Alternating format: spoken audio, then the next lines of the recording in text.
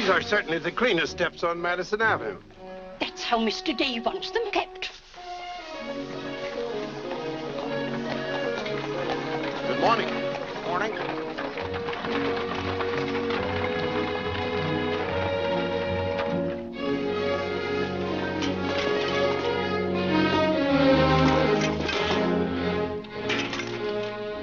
You're new here, aren't you? Just this morning.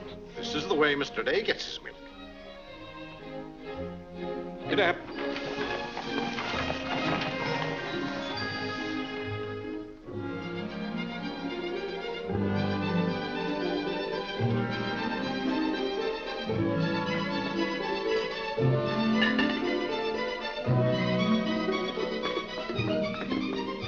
Annie, be careful of this dish. You could burn your hands. And keep the cover on till you're ready to serve them. Mr. Day likes his muffins hot. I'll do that.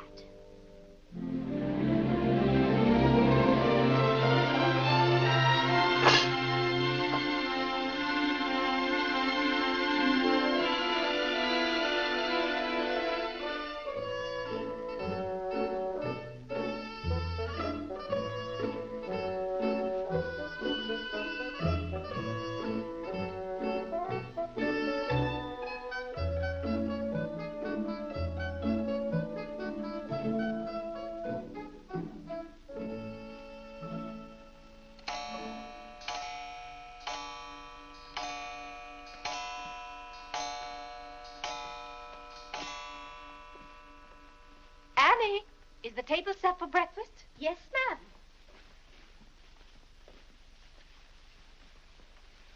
Good morning, ma'am.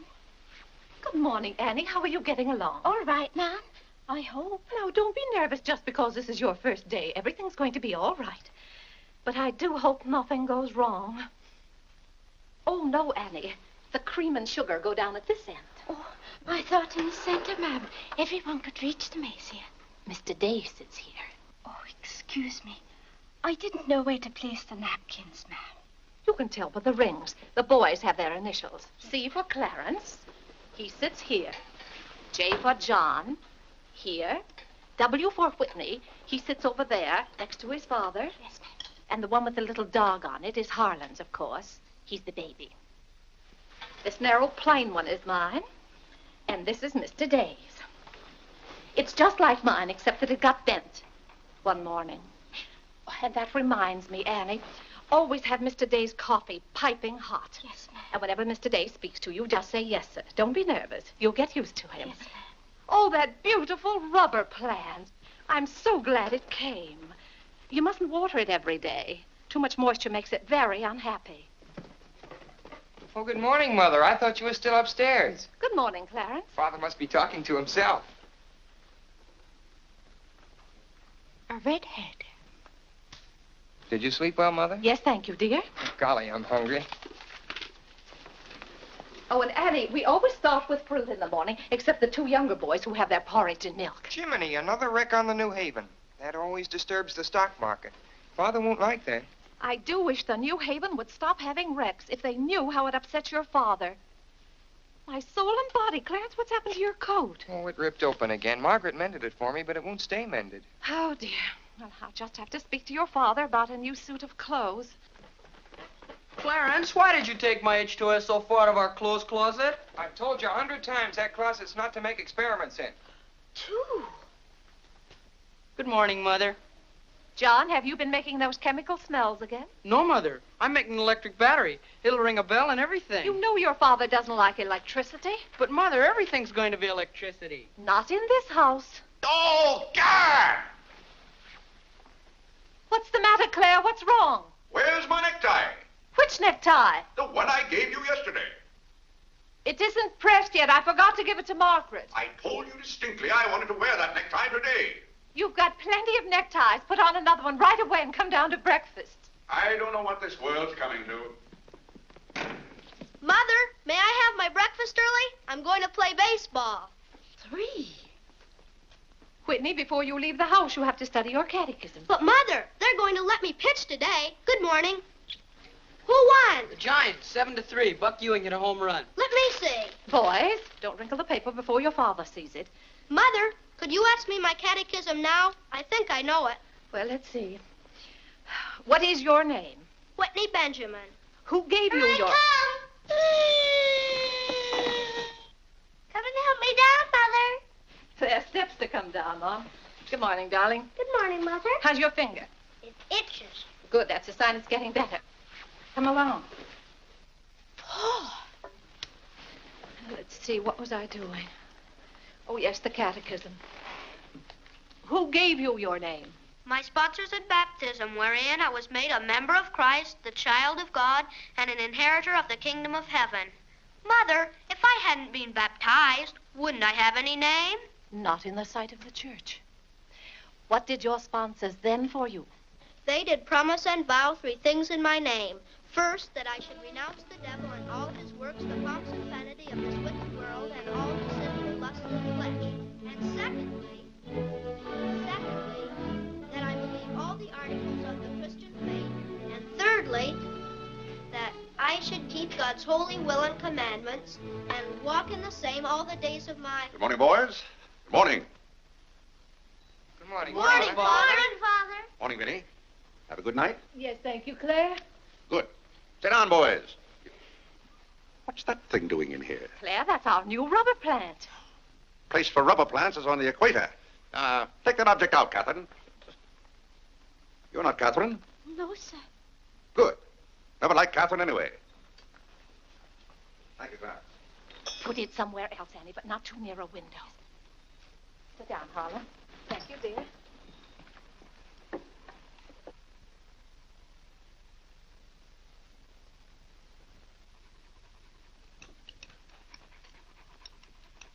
Where did that dog come from? She'll behave, Mother.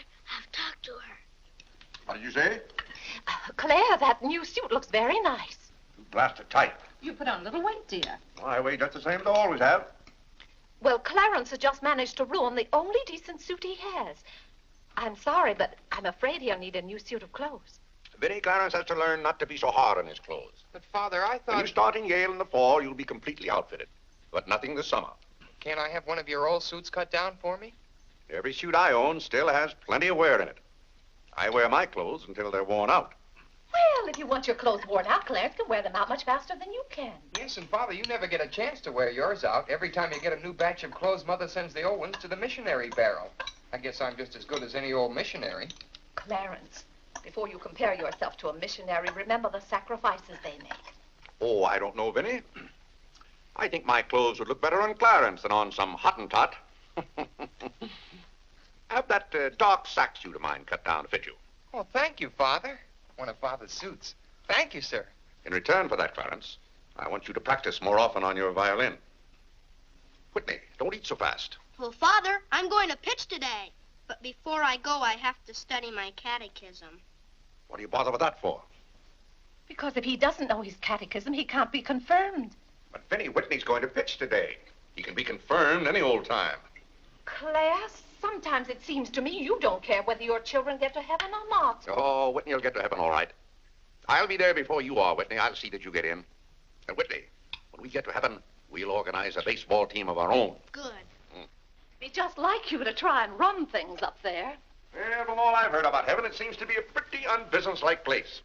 They could probably use a good man like me. What makes you so sure they'll let you into heaven? Well, if they don't, I'll certainly raise a devil of a row. Claire, I do hope you'll behave when you get to heaven. Now, Vinny. Vinny, how many times have I asked you not to engage a maid who doesn't know how to serve properly? Claire, can't you see she's new and doing her best? How can I serve myself when she's holding that platter over my head? Hold it lower, Annie. Yes, ma'am. What became of the one we had yesterday? I don't know why you can't keep a maid. Oh, you don't. Why on earth can't you run your house the way I run my office? All I want is service. What the devil's that noise? It's Annie.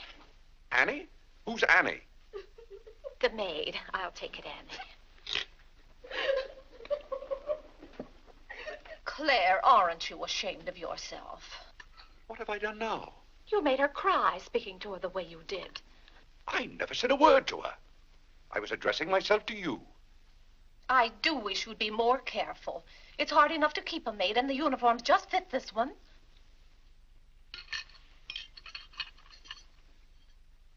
What's the matter, Claire? What's wrong?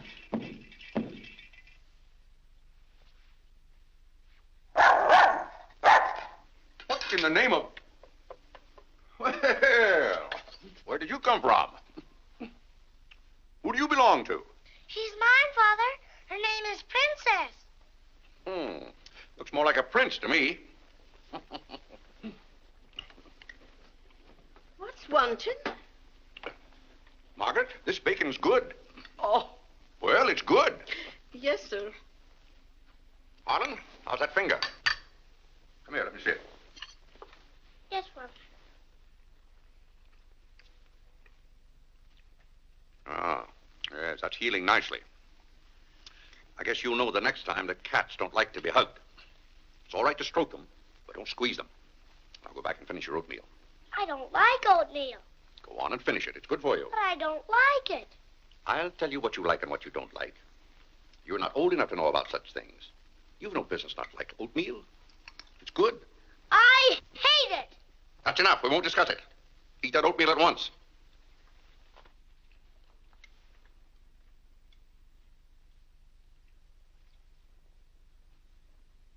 Ah.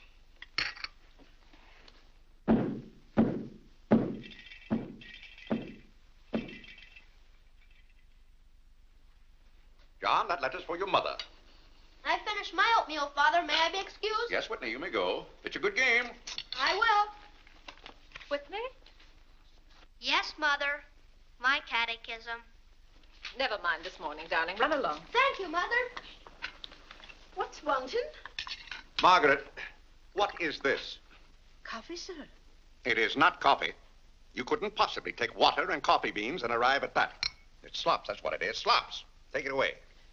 I come down to this table every morning hungry. Well, if you're hungry, Claire, why aren't you eating your breakfast? I am. Aunt Judith wants me to come up and visit her. Now, Vinny, I want no more relatives in this house. We are going to live here by ourselves, in peace and comfort. Claire, I was saying Aunt Judith wants me to visit her. Oh. Eat your oatmeal, dear. Now, what on earth is this? Dear friend Day, we are assigning you the exclusive rights to Staten Island for selling the Gem Home Pop-Up of popcorn. I think that's for me, Father. But then why isn't it addressed to Clarence Day, Jr.? Oh, it is. I wouldn't get mixed up in popcorn, Clarence. It's too indigestible. Confound it, another wreck on the New Haven. If you please, ma'am, there's $1 due on a package. It's from Lewis and Congers. Oh, yes, those kitchen knives I ordered. Make a memorandum of that, Vinny. $1, and whatever it was for. Of course, Claire. I must have a record of what is spent running this house. I've never understood what good a record is after the money's gone. There's just $1, Margaret. Vinny, this house must be run on a business basis. Of course, dear. That's what the household accounts are for. Oh, Claire, it's 8:30. You don't want to be late at the office. Plenty of time. Annie, clear the table now. Ma'am, I'll do that. Clarence, John, Yes, Mother? you boys go up and move the small bureau from my room into yours. Who's coming? Cousin Cora, and she's bringing a friend with her, a young girl. A girl? You'll have to help entertain her, Clarence. Oh, Mother, do I have to? Wait till Father finds out we've got visitors. There'll be a rumpus. John, don't criticize your father. He's very hospitable after he gets used to the idea. I like coffee, I like tea, I like the girls, and the girls like me. Well, I don't like girls, and they don't like me. Oh, God! Go on, boys, go on. What's the matter, Claire? What's wrong? How did that get in this room? Now, Claire, how was the new maid to know? Keep that abomination out of here. All right, I'll take it. Oh, Claire, dear, I'm afraid I'm going to need some more money. You were complaining about the coffee this morning. Well, that nice French drip coffee pot is broken, and you know how it got broken. Yeah, never mind that, Vinny. As I remember, that coffee pot cost $5 and something. I'll give you $6. When you get it, Vinny, Enter the exact amount in the ledger. Of course, Claire. We can't go on month after month having the household accounts in such a mess. No. And I've thought of a system that will make my bookkeeping perfect. Well, I'm certainly relieved to hear that. All we have to do is open charge accounts everywhere, and the stores will do my bookkeeping for me. Now, wait a minute, Vinny. Then, when the bills come in, you'd know exactly where your money had gone. Yes, I certainly would. Vinny, we get enough bills as it is. Claire, dear, don't you hate those arguments we have every month? I certainly do. Not to have those, I should think, would be worth something to you. Well, I'll open an account at Lewis and Conger's and one at McCreary's to start with. Thank you, Claire. We'll see how it works out. Thank you. Oh, the rector's coming to tea today. The rector? Well, I'm glad you warned me. I'll go to the club. Don't expect me home until dinner time. Claire, dear, I do wish you'd take a little more interest in the church. Getting me into heaven is your business, Vinny. If there's anything wrong with my ticket when I get there, you can fix it up. Everybody loves you so much, I'm sure God must too. I'll do my best, Claire. It wouldn't be heaven without you. If you're there, Vinny, I'll manage to get in some way, even if I have to climb the fence. Sweet Marie, come to me, sweet Marie. Margaret! Margaret! Oh, Gad! What's the matter, Claire? What's wrong? Why did God make so many dumb fools and Democrats? Oh, politics. Yes, but it's taking the bread out of our mouths. Huh. Honest Hugh Grant. Honest Bah. Fine mayor you've turned out to be. If you can't run this city without raising taxes every 5 minutes, you'd better get out. Let someone who can. Richard Croker's running this town, and you're just his cat's paw. Tell me this. Are these increased taxes going into public improvements, or are they going into graft? Answer me that honestly, if you can, Mr. Honest Hugh Grant. You can't. I thought so. Bah. Don't order dinner. You were elected to office on the promise that you would put an end to all this thievery and corruption. Have you put an end to it? No. You've encouraged it. Every day there's some new raid on the public treasury. If you don't stop plundering the pocketbooks of the good citizens of New York, we're going to throw you and your boodle board of aldermen out of office. I'm warning you for the last time. It's robbery. That's what it is. Highway robbery. Annie. If you think we're going to submit to this... Take this fresh cup of coffee in to Mr. Day. Tell you, sir. But Mr. Day's got a Real estate owners visitor. in New York City are not going to tolerate these conditions any Nonsense. longer. Run along in now. We pay you a good round sum to watch after our interests, and all we get is inefficiency. I know you're an nincompoop, and I strongly suspect you of being a scalawag. You're not going to escape your legal responsibilities. Legal responsibilities? By gad, I mean criminal responsibilities. Don't think for 1 minute we're going to let you escape. We're going to throw you into jail.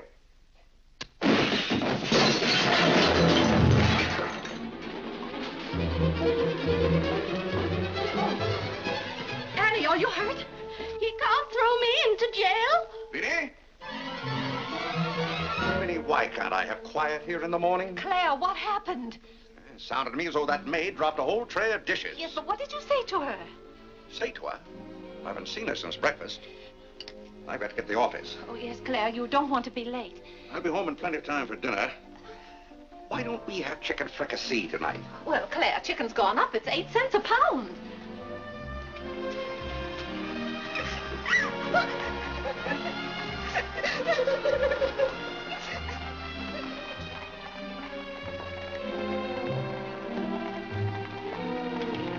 Where the devil's she going, dressed up like that? Claire, you've done it again. How could you?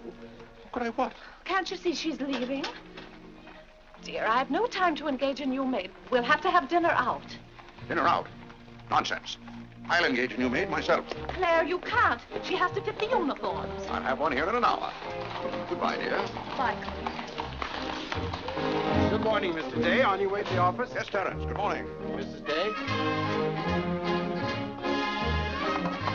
Good morning, Mr. Day. Morning, James.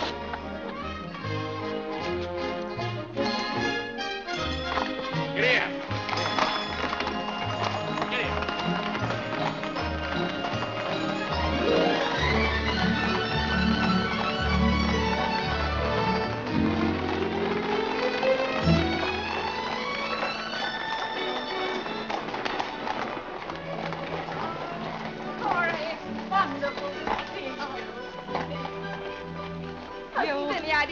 getting younger and prettier every year. Oh, this is Mary Skinner. Ed Skinner's daughter. My goodness, I never would have known you. Just leave your things out here and come right on in. I heard my father talk so much about you, Mrs. Day. Did he tell you how he used to dip my pigtails in the inkwell at school? What's the news in Pleasantville, Cora? Oh, Vinny, I have so much to tell you. We wrote you that Aunt Carrie broke her hip. Yes. That was the night that Robert Ingersoll lectured. Of course, she couldn't get there, but it was a good thing for Mr. Ingersoll she didn't. How do you do, Cousin Cora? Oh, Clarence, my. Oh, no, Cora, this is John. John, why, how you've grown. You'll be a man before your mother. John, this is Mary Skinner. How do you do? How do you do? Vinny, everybody in Pleasantville sends their love. Grandpa Ebbets, Cousin Edith, Aunt Hattie, the Taylors, just everybody. Cora, how did. is Grandpa Ebbets? Oh, he hasn't been at all well. You know he only has one kidney, and that's floating. How do you do, Cousin Cora? I'm glad to see you. This can't be Clarence. Yes, it is. My. My goodness, every time I see you boys, you've grown another foot. Let's see, you're going to St. Paul's now, aren't you? St. Paul's? I was through with St. Paul's long ago. I'm starting in Yale this fall. Yale? Mary, this is Clarence, Mary Skinner. How do you do? Oh, this is Mary's first trip to New York. Yes, it is. It's her first trip. We'll have to show Mary around. Oh, I tell you, I'll ask Mr. Day to take us all to Delmonico's for dinner tonight. Delmonico's? Think of that, Mary, Delmonico's. And Cousin Clara's such a wonderful host. Well, I know you girls want to freshen up, so come upstairs. Clarence, get their bags. I've given you girls Clarence's room, but he didn't know about it until Now, this Vinny, morning. I don't want you to He hasn't give us moved a his call. things Don't out you yet. bother about us But for that doesn't 1 make any minute. John, get their old bags. We just take care of ours. You know, everyone is pleasant. Oh, you play the violin. Well, I fool with it a little. You're just being modest. No, really, I play the piano. Not awfully well, but... Now, you're being modest. Do you ever play duets? Well, I haven't up to now. Neither have I. Up to now.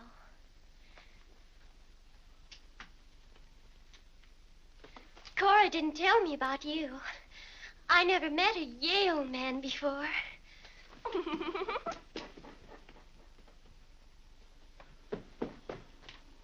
What's happened to you?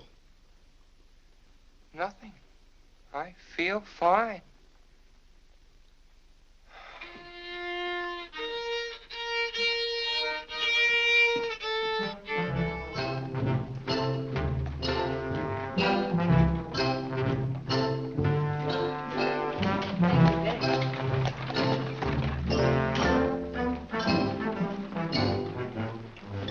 Where do you keep them? Do you wish a domestic servant? Where do you keep them? I will take your name and address. Confound it, I'm late at the office now. If you will give me the details as to what kind of person you require. I'm asking you where you keep them. Why, the girls are in there, but clients are not allowed in that room. If you will tell me the kind of a position you wish to have filled, I will be very glad to...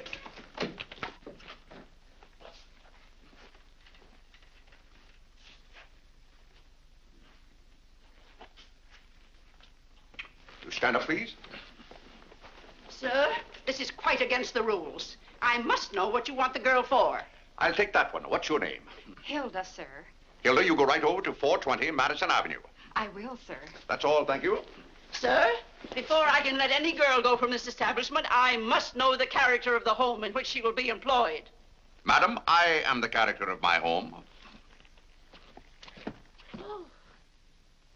My duty toward my neighbor is to love him as myself and to do unto all men as They should do unto me. they should do unto me. He really knows it. Well, he's done very well for so young a boy. May I go now? Yes, darling. Thank you, Dr. Lloyd. Not at all. Come on, Harlan. Wait for me. Ah, you and Mr. Day must be very proud of your children. I was hoping I'd find Mr. Day at home this afternoon. Well, he's usually home from the office by this time. Perhaps he's gone for a gallop in the park. It's such a fine day. He's very fond of horseback riding, I believe. Oh, yes. Tell me, has he ever been thrown from a horse? Oh, no. No horse would throw Mr. Day. I just thought he might have had some accident. I notice he never kneels in church. Oh, that's no accident. But I don't want you to think he doesn't pray. He does. Why, sometimes you can hear him all over the house. But he never kneels.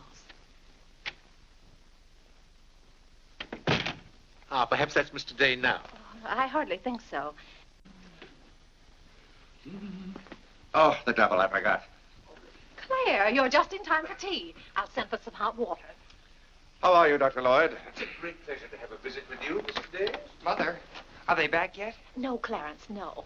Except for a brief glimpse on the Sabbath, I don't see much of you. Well, Claire, did you have a busy day at the office? Devilishly busy. Claire. A very busy day. Tired out. How a man can get tired just sitting at a desk all day, I don't know.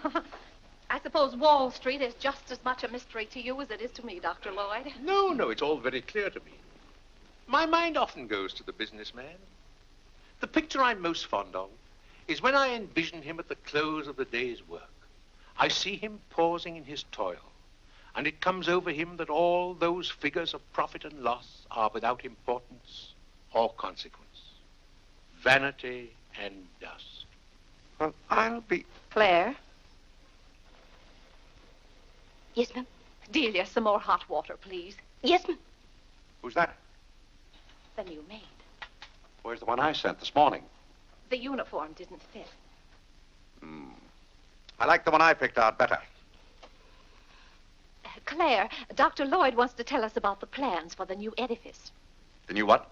The new church. You knew we were planning to build a new church. Of course, we're going to have to raise a large sum of money. Well, personally, I'm against the church hopping, skipping, and jumping all over the town. So any contribution I make will have to be a small one. The amount everyone is to subscribe has already been decided. Who decided it? After considerable thought, we voted that our supporting members should each contribute a sum equal to the cost of their pew. I paid $5,000 for my pew. Yes, Claire, that makes our contribution $5,000. That's robbery. Do you know what that pew was worth today? $3,000. That's what the last one sold for. I've taken a dead loss of $2,000 on that pew already. Frank Baggs sold me that pew when the market was at its peak. He knew when to get out. And I'm warning you, Vinny, if the market ever goes up, I'm going to unload that pew. Clarence Day, how can you speak of the temple of the Lord as though it was something to be bought and sold on Wall Street? Now, Mrs. Day, your husband is a practical man.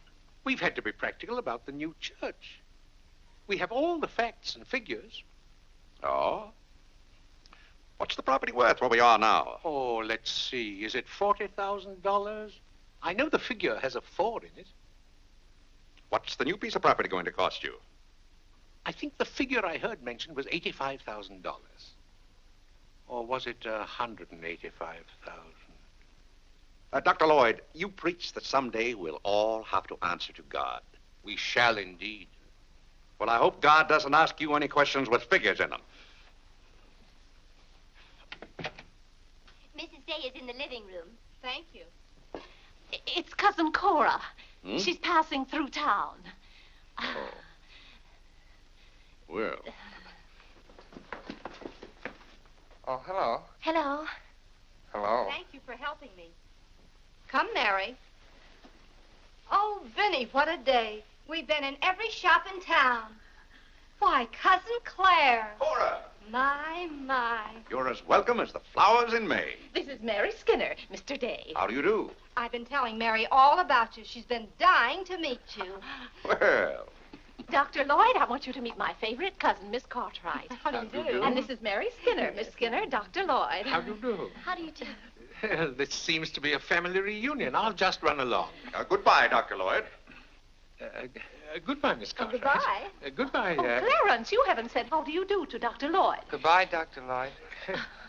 Goodbye, everybody. I'll go to the door with you, Dr. Thank Lloyd. you, and thank you so much for the tea. Those muffins were delicious. And Who did you say this pretty little girl is? She said Skinner's daughter. This is Mary's first trip to New York. Oh, sit down, sit down. Have some tea. We had tea downtown. Oh, never mind then. Delia. Delia, sit down, sit down. Even if you have had tea, you can stay and visit for a while. As a matter of fact, why don't you both stay to dinner? That's all arranged, Claire. Cora and Mary are going to have dinner with us. Fine, fine. Of course, you just have to take potluck. Well, I'd hardly call it pot. Claire, did you know the girls are going to visit Aunt Judith in Springfield for a whole month? Fine. Now, how long are you going to be in New York, Cora? All week. Splendid. We'd hope to see something of you. Well, you certainly will. Cora, did you find anything you wanted in the shop? Oh, I can't wait to show you. Oh, but I'm afraid some of these packages can't be opened in front of Cousin Claire. Shall I leave the room?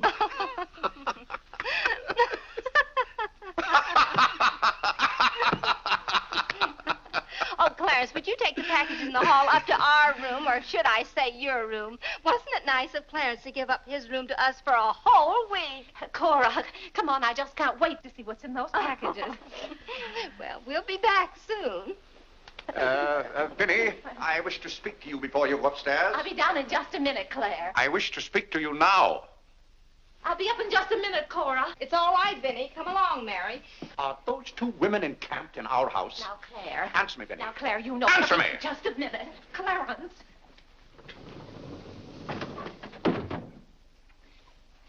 Now, Claire, you know you've always been fond of Cora. What has that to do with her planking herself down in my house and bringing hordes of strangers with her? How can you call that sweet little girl a horde of strangers? Why don't they go to a hotel? New York is full of hotels built for the express purpose of housing such nuisances. Claire, two girls alone in a hotel? Why, who knows what might happen to them? All right, then put them on the first train. They want to roam, the gypsies? Lend them a hand. Keep them roaming. But, Claire, they're just staying in that little room of Clarence's. The trouble is they don't stay there. They stay in the bathroom. Every time I want to take my bath, it's full of giggling females, washing their hair. I tell you, I won't have it. Send them to a hotel. I'll pay the bill gladly, but get them out of here. Father, I'm afraid they can hear you upstairs. Then keep those doors closed. Clarence, you open those doors. Open them all the way. Now, Claire, you be quiet and behave yourself. They're here, and they're going to stay here. That's enough, Vinny. I want no more of this argument.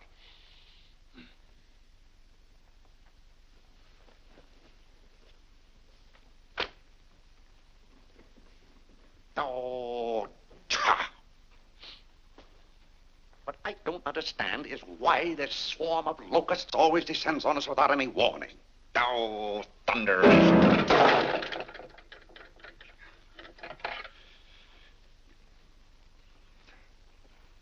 Vinny. Dear Vinny.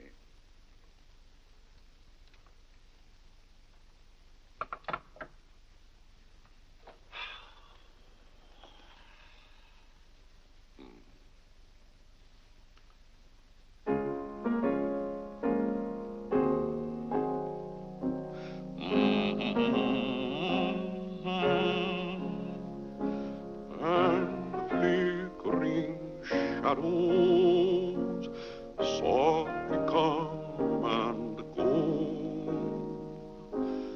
Though my heart be weary. Father, may I go along with the rest of you to Delmonico's? What's that, Delmonico's? You're taking Mother, Cousin Cora, and Miss Skinner to Delmonico's for dinner tonight. Oh, Gad! I won't have it. I won't have it. I will not have my life arranged for me. I bought this house for my own comfort. I will not submit myself to this indignity. Now, Claire, what's the matter? I won't stand it. By heaven, I won't stand it. Clarence. Do I understand that I am not permitted to have dinner in my own home? Oh, Claire, a little change will do you good. I have a home to have dinner in, and any time I can't have dinner at home, this house is for sale. Well, Claire, you can't have dinner here tonight because it isn't ordered.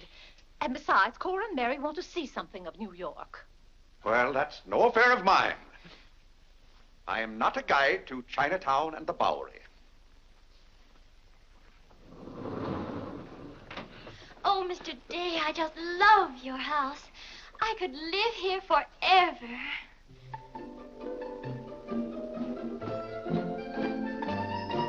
Cora's waiting for you, Mrs. Day. Oh, yes, I'll run right up.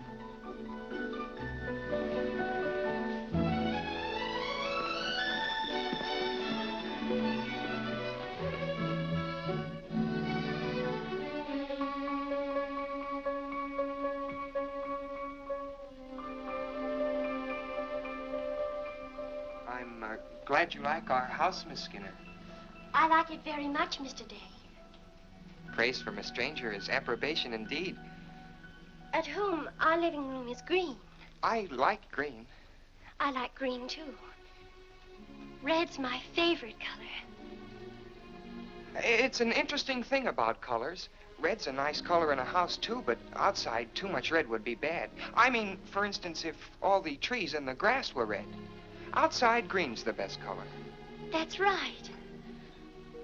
I never thought of it that way. But when you do think of it, it's quite a thought. I bet you make your mark at Yale. Oh. My mother wants me to go to college. Do you believe in girls going to college? I guess it's all right if they want to waste that much time. Before they get married, I mean. I'm glad you're fond of music, Mr. Day. Oh, hello. Look, a new youth companion. John enjoys the youth's companion. John. Won't you sit down? Oh, thank you. It tells all about connecting batteries in series. John, Miss Skinner and I were talking. Oh, that's all right. You won't bother me. Jiminy, there's where I made my mistake. I didn't mix enough blue vitriol with it.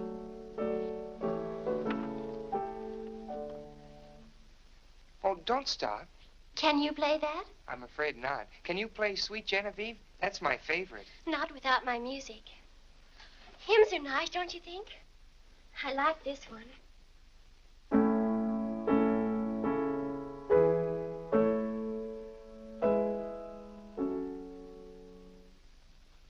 That's funny. The words are the same, but it's the wrong tune. Oh, it can't be the wrong tune. We sing it exactly that way in church. We don't sing it that way in the Methodist church. You see, we're Methodists. Oh, that's too bad.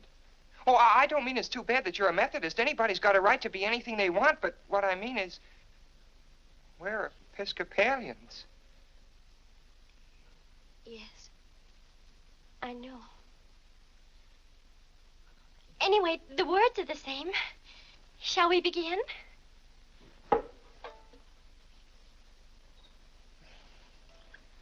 Now.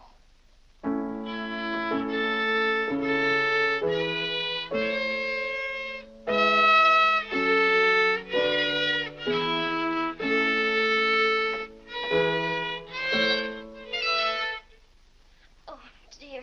Well, what's wrong? Shall we try again?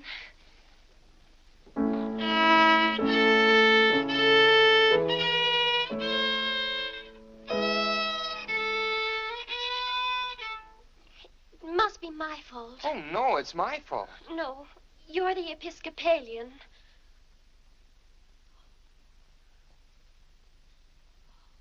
I just remembered something. My father was an Episcopalian. He was baptized an Episcopalian. He was an Episcopalian right up to the time he married my mother. She was the Methodist. Oh. Oh, well, let's try it again then.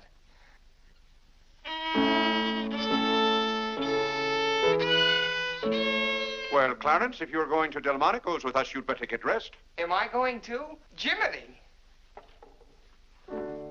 Thank you, Father. Be ready in just a minute, Mother. Minnie, that young lady looks about the same age you were when I came out to Pleasantville to rescue you. Rescue me? You came out there to talk me into marrying you. It worked out just the same. Ah.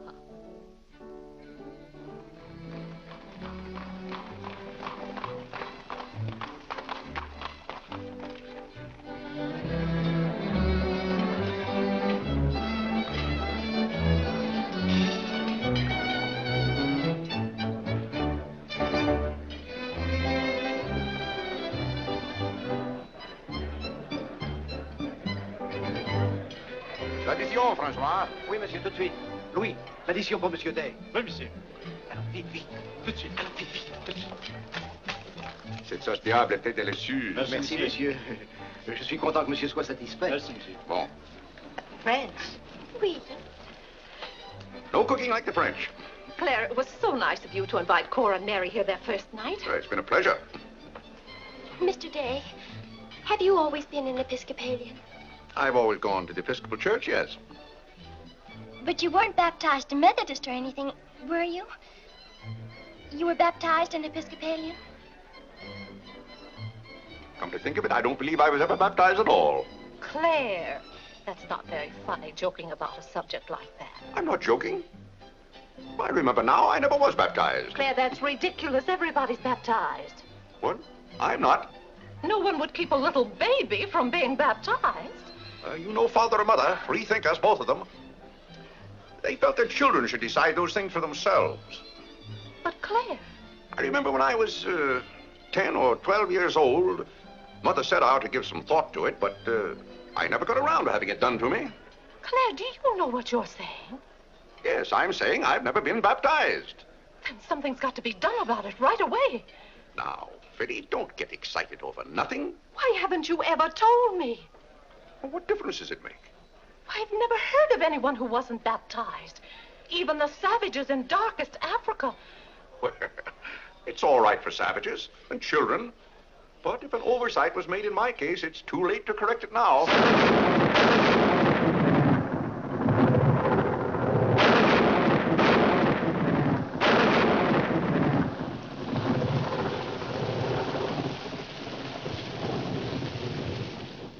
What if you're not baptized? You're not a Christian. Why, confound it, of course I'm a Christian. A mighty good Christian, too.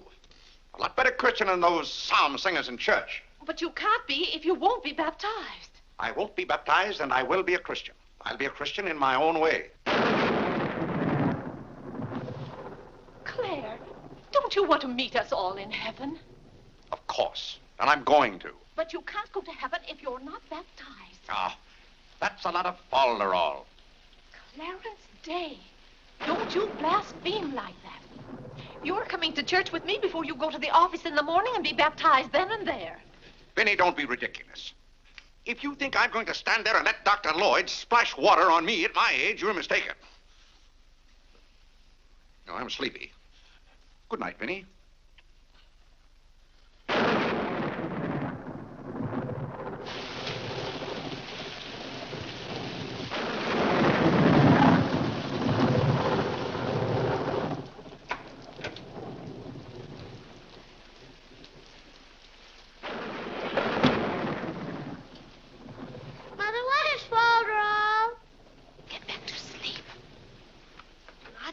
Yes, Whitney. If Father hasn't been baptized, he hasn't any name. In the sight of the church, he hasn't any name.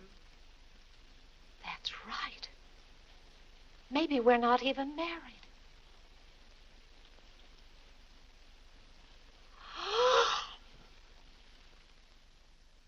We, thine unworthy servants, do give thee most humble and hearty thanks for all thy goodness and loving kindness to us and to all men.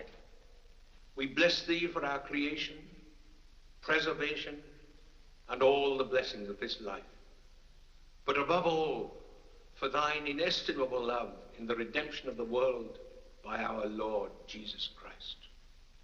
For the means of grace, for the hope of glory. And we beseech thee, give us that due sense of all thy mercies, that our hearts may be unfeignedly thankful.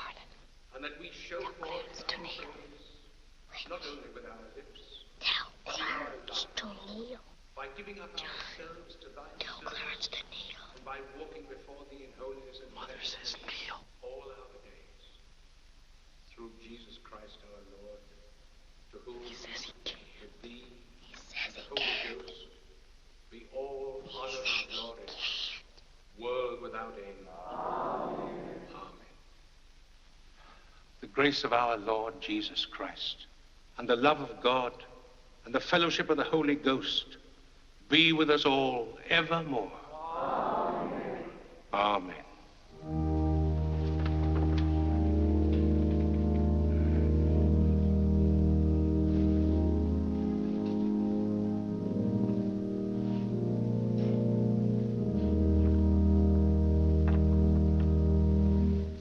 And so, my friends, what comfort and security it gives us when we have reached the age of understanding to know that the rite of baptism has not been neglected in our infancy or youth.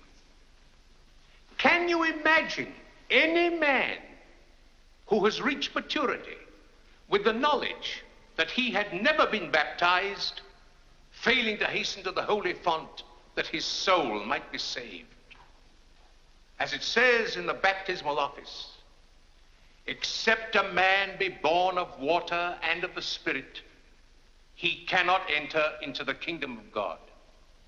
He that believeth and is baptized shall be saved, but he that believeth not shall be damned. What's that follow up to? He can't be. Which also showeth us the great benefit we reap thereby. Tell Father. Shh. He that is baptized Tell Father. showeth great benefit. Tell Father. But he that believeth not, Tell Father. Shh. cannot enter into the kingdom of God. Says, shh. For the promise is to you and to your children. Doubt ye not, therefore, but earnestly believe.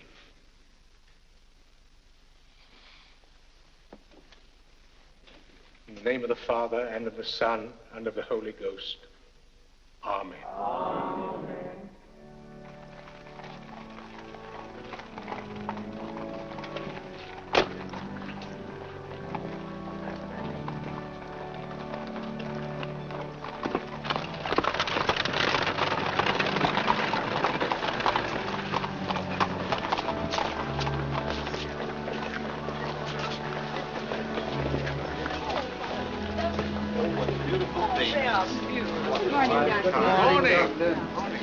This is William Tyler Wickersham. And this is Wilhelmina Eugenia Wickersham. What a lovely day for them to be baptized. The happiest day of my life.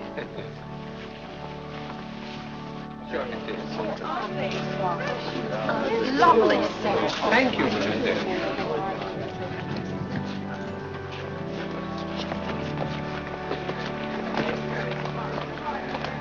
Claire, you know I didn't ask Dr. Lloyd to do that.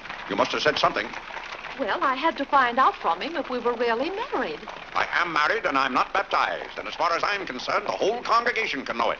They certainly know it now. That suits me. I don't go to church to be preached at as though I were some lost sheep. Claire, you don't seem to understand what the church is for. Minnie, if there's one place the church should leave alone, it's a man's soul.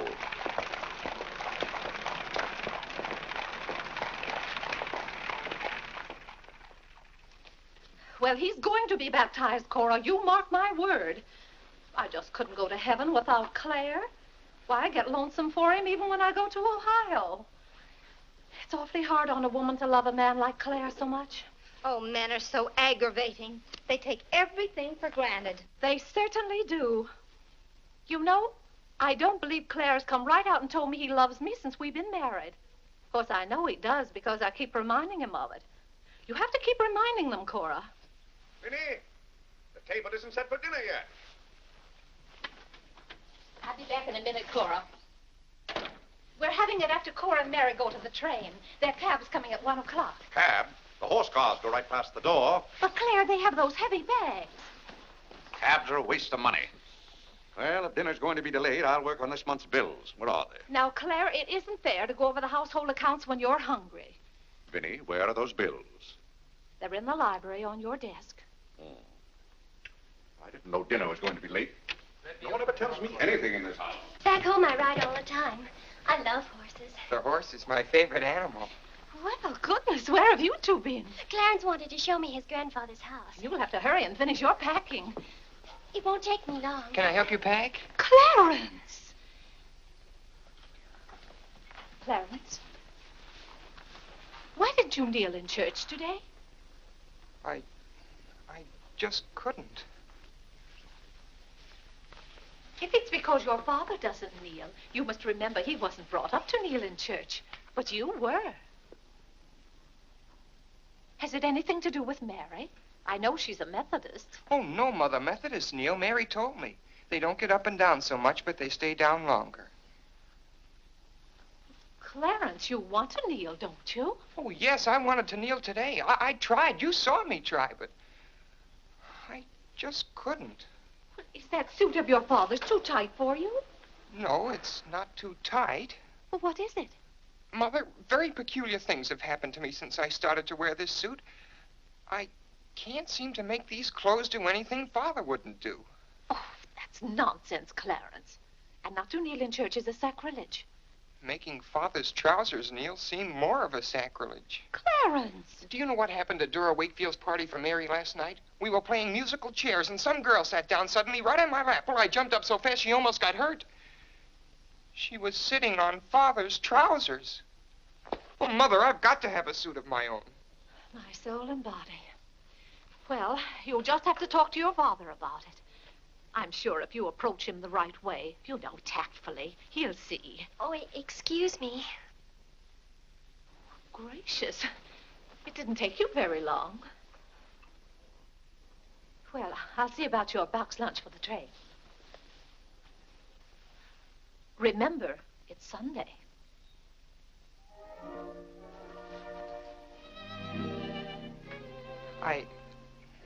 I was hoping we could have a few minutes together before you left.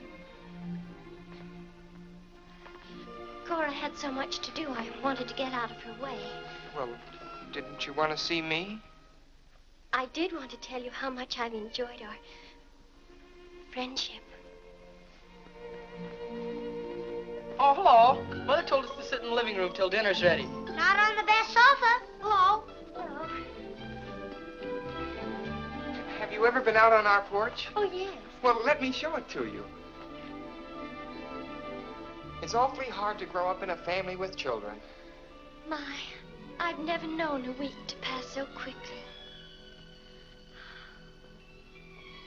Why, Yes? Yes? You're going to write me when you get to Springfield, aren't you? Of course. If you write me first. But you'll have something to write about, your trip and Aunt Judith and how things are in Springfield. You write me as soon as you get there. Maybe I'll be too busy. Maybe I won't have time. Well, you find the time. Let's not have any nonsense about that. You'll write me first and you'll do it right away, the first day. How do you know I'll take orders from you? Well, I'll show you. Give me your hand. Why should I? Give me your hand, confound it. What do you want with my hand? I just wanted it. What are you thinking about? I was just thinking. About what? I was hoping you'd write me first, because that would mean you liked me. Well, what's my writing first got to do with liking you? You do like me then. Of course I do. I like you better than any girl I ever met. But you don't like me well enough to write first. Well, I don't see how one thing's got anything to do with the other. But a girl can't write first because she's a girl. Well, that's nonsense. If a girl has something to write about and a fellow hasn't, there's no reason why she shouldn't write first. You know, the first few days I was here, you'd do anything for me. And then you changed. You used to be a lot of fun. Then all of a sudden you turned into an old sober sides. Why, you even dress like an old sober sides. What's the matter? I just happened to remember something. What? Oh, I know. It's because this is the last time we'll be together. Mary, please. But, Clarence, we'll see each other in a month when I come back. Oh, Clarence, please write me first, because that'll show me how much you like me. Please. I'll show you how much I like you. Get up, get up! Oh, Mary, don't do that. Please don't do that. Now you'll think I'm just a bold and forward girl. Oh, no, it's not that. Was it because it's Sunday? No, it'd be the same any day. Oh, you just didn't want me sitting on your lap. Oh, it was nice of you to do it. It was nice of me, so you told me to get up. You just couldn't bear to have me sit there. Oh, well, you needn't write me first. You needn't write me any letters at all, because I'll tear them up without opening them. I never want to see you again. Oh, Mary, Mary, listen to me. Mary, please. Oh, Mary.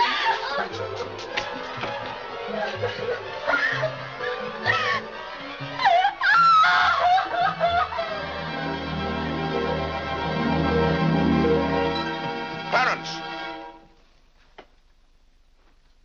Yes, Father? That young lady's crying. She's in tears. What's the meaning of this? I'm sorry, Father. It's all my fault. Nonsense. What's that girl trying to do to you? Oh, no, she wasn't. It was... Well, whatever the quarrel was about, Clarence, I'm glad you held your own. Father, I have to have a new suit of clothes. You've got to give me the money for it. Young man, do you realize that you're addressing your father? I'm sorry, Father. I apologize. But you don't know how important this is to me. A new suit of clothes is so important. Oh, why should... Clarence, has your need for a new suit of clothes anything to do with that young lady? Yes, Father. Why, Clarence. Why, this comes as quite a shock to me. What does, Father? For you are being so grown up. Still, I might have known if you were going to college this fall. Yes, you're at the age when you'll be meeting girls. Clarence, there are things about women that I think you ought to know. Sit down.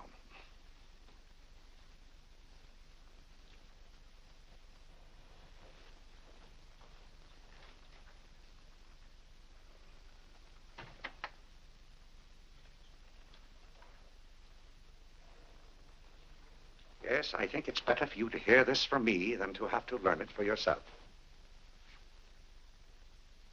Clarence, women aren't the angels that you think they are. Well, now, first let me explain this to you. You see, Clarence, we men have to run this world, and it's not an easy job. It takes work, and it takes thinking. A man has to reason things out. Now, you take a woman. A woman thinks... No, I'm wrong right there. A woman doesn't think at all. She gets stirred up. And she gets stirred up over the most confounded things. Now, I love my wife just as much as any man, but that doesn't mean that I should stand for a lot of falderall. By gad, I won't stand for it. Stand for what, Father? That's the one thing I shall not submit myself to. Clarence, if a man thinks a certain thing is wrong, he shouldn't do it. If he thinks it's right, he should do it. Now, that has nothing to do with whether he loves his wife or not. Who says it has, Father? They do. Who, sir? Women. They get stirred up. And then they try to get you stirred up, too. But don't you let them do it, Clarence. Don't you let them do it. Now, if you can keep reason and logic in the argument, well, a man can hold his own, of course. But if they can switch you, well, pretty soon the argument's about whether you love them or not.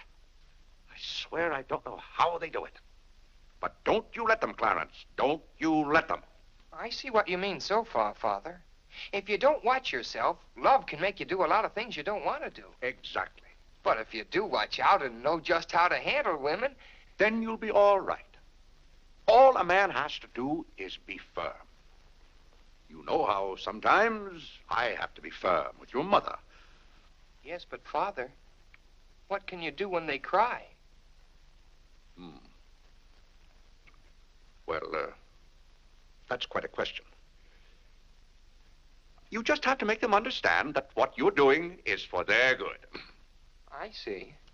Now, Clarence, you know all about women.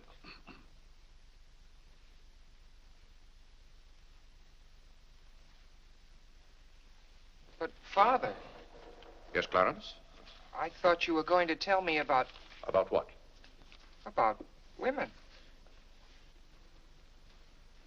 Clarence, there are some things gentlemen don't discuss. I've told you all you need to know. The thing for you to remember is be firm.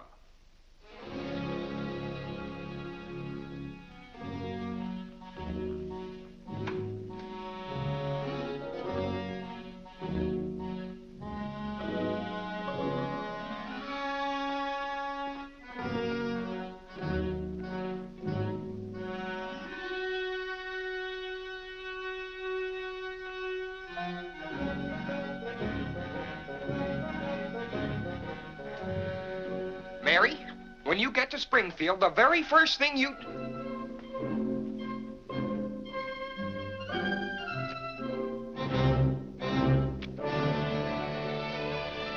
Oh, God! What's the matter, Claire? What's wrong? Sit down, Vinny. Oh, Claire, Cora and Mary are leaving any moment Sit down. now.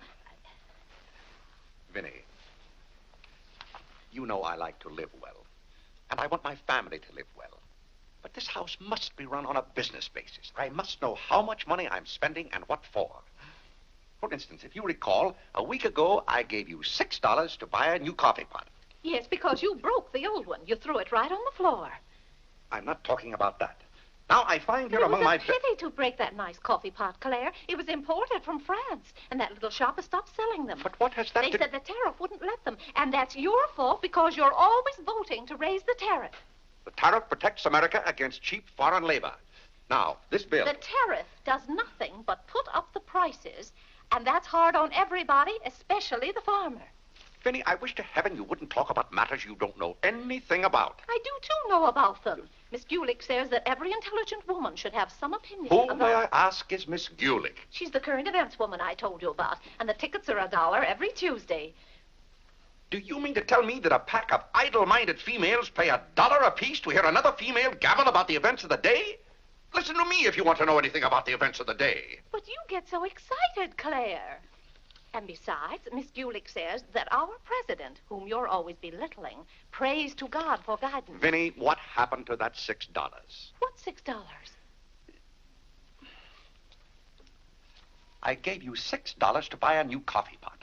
Now I find that you apparently got one at Lewis and Conger's and charged it. Here's the bill. One coffee pot, $5. So you owe me $1, and you can hand it right over. I'll do nothing of the kind.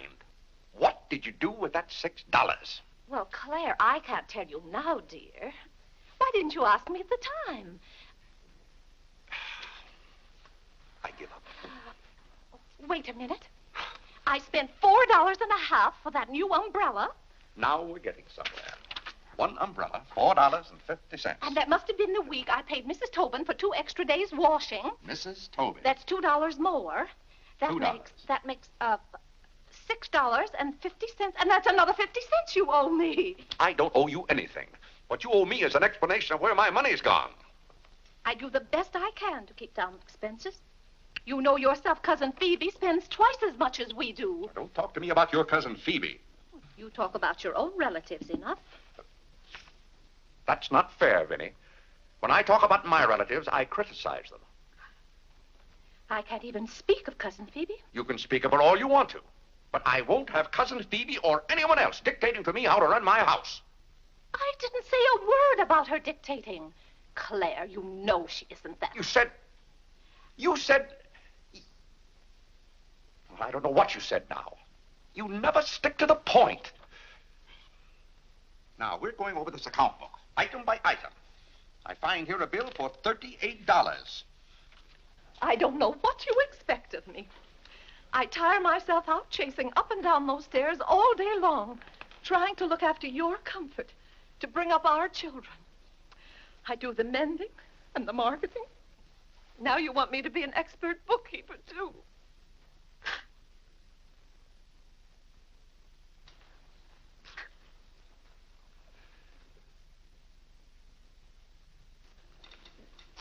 Vinny, I want to be reasonable, but can't you understand? I'm doing all this for your own good. Oh. Well, I suppose I'll have to go ahead just paying the bills and hoping I've got enough money in the bank to meet them. But it's all very discouraging. I'll try to do better, Claire. Well, that's all I'm asking. Well, I'll make out the checks and sign them. But maybe I haven't any right to sign those checks since in the sight of the Lord I haven't any name. That's right. Claire, to make those checks good, you'll have to be baptized right away. Vinny, the bank doesn't care whether I've been baptized or not. Well, I care. And no matter what Dr. Lloyd said, I'm not sure we're really married. Vinny, we have 4 children. If we're not married now, we never will be. Claire, Dr. Lloyd said this morning. Well, that's all, Vinny. Hadn't you better go tell Whitney to watch for the cab? Not before you give me that $1.50. What $1.50? The $1.50 you owe me. I don't owe you any $1.50. I gave you money to buy a coffee pot for me, and somehow it turned into an umbrella for you. Why, Clarence Day, what kind of man are you? Quibbling about $1.50 when your immortal soul is in danger. And what's more, All right.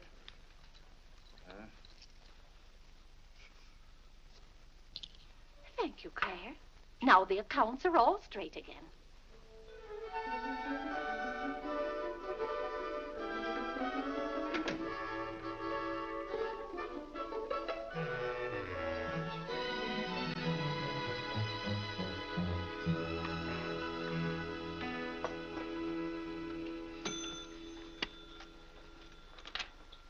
What were you doing down there? I'm setting up this new burglar alarm. I invented it myself.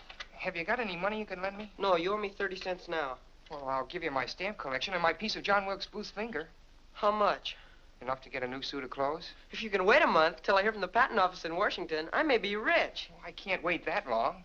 Maybe I could get it sooner. I'm going to look into something else tomorrow. Wanted, an energetic young man to sell household necessity. Liberal commission. Apply 312 what? John, let me have this job. Why should I give you my job? They're hard to get. But I've got to get a new suit of clothes. Maybe I could get the job for both of us. I'll ask the man.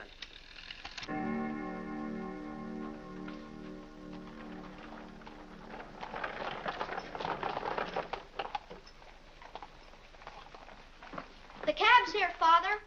Oh, thank you, Whitney. Vinny, Cora, the cab's here. John, go up and get their bags. Yes, sir. Here's the lunch for the train, sir. Take it out to the cab. Who's that one? It's Ellen. Delia left yesterday. I don't know where your mother finds them. Now, Vinny, don't you let Claire worry about us. We have plenty of time. Take the bags right on out, John. Yes, sir. Well, goodbye, Clarence. It was so nice to see you Goodbye, again. Cousin Cora. Goodbye, Whitney. Now, you be a good boy. Goodbye, Cousin Cora. Goodbye, Harlan. Goodbye. Keep out of mischief. Come along, everybody. Don't keep the cab waiting. Cabs cost money. If there's one thing Mr. Day can't stand, it's to keep a cab waiting. If there's any waiting to do, there's a waiting room at the Grand Central Depot just for that. Mary, aren't you even going to shake hands with me? I don't think I'd better.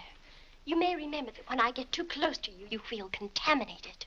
Mary, you're going to write to me, aren't you? Are you going to write first? No, Mary. There are times when a man must be firm. Mary, Mother says you better hurry out before Father starts yelling.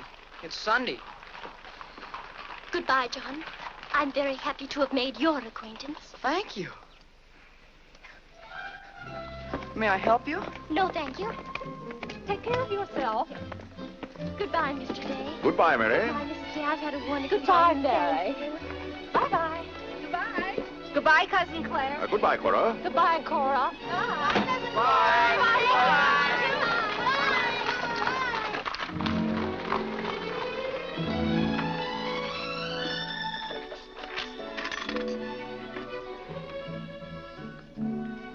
Dear Mary.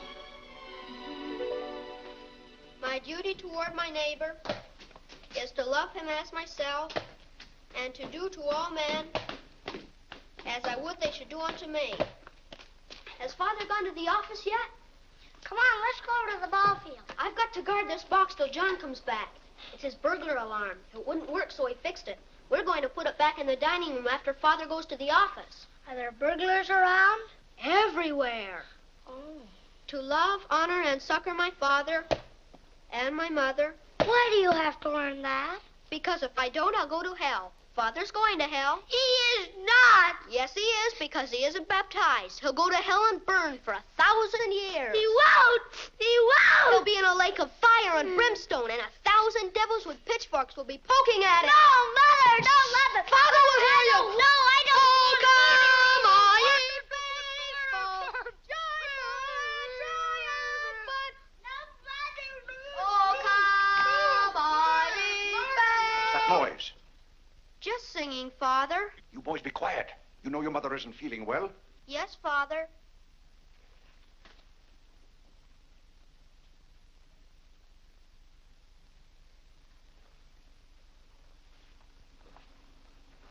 your mother say? She says she doesn't want any breakfast. Now, why does your mother do that to me? She knows it just upsets my day when she doesn't come down to breakfast. A special delivery, sir. Thank you.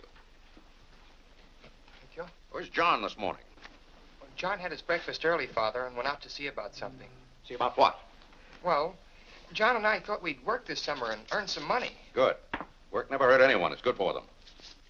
But if you're going to work, work hard. King Solomon had the right idea about work. Whatever thy hand findeth to do, Solomon said, do thy doggonedest. Well, I don't understand this at all. Here's a letter from some woman I never even heard of. Oh, Father. Don't gad! What is it, Father? This woman claims that she sat on my lap and that I didn't like it. Huh. What's that word? No, that one down there. It looks like curiosity. Oh. I only opened your letter as a matter of curiosity. Huh. Yes, go on. Why, this gets worse and worse. It just turns into a lot of sentimental, lovey-dovey mush. Tchah! If this is someone's idea of a practical joke. What's the matter, Claire? What's wrong? Nothing wrong. Just a fool letter. How are you feeling, Vinny? I thought you needed me. If you don't, I'll go back to bed. Oh, no. Come sit down and get some food in you. Do you good. Build up your strength. Yeah, here, sit down. Here, what's this one's name? Nora. Nora, get Mrs. Day some bacon and eggs. No, Nora. Bring me a cup of tea up to my room. Yes, ma'am. Oh, Vinny, it's just weak to give in to an ailment. I notice when you have a headache, you yell and groan and swear enough. Well, that's to prove to the headache that I'm stronger than it is. I think I've caught some kind of germ. Some of my friends have had to send for the doctor. The doctor? Oh, poppycock. But Claire, dear, when people are ill, you have to do something. Certainly I have to do something. Cheer them up. That's the way to cure them. How would you go about cheering them up? I? Oh, I'd tell them, bah.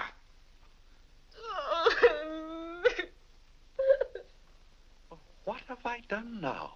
Oh, Claire, hush up.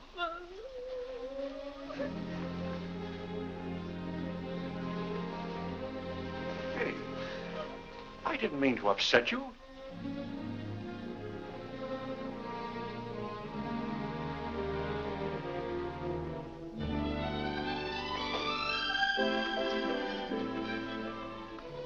Dear Clarence.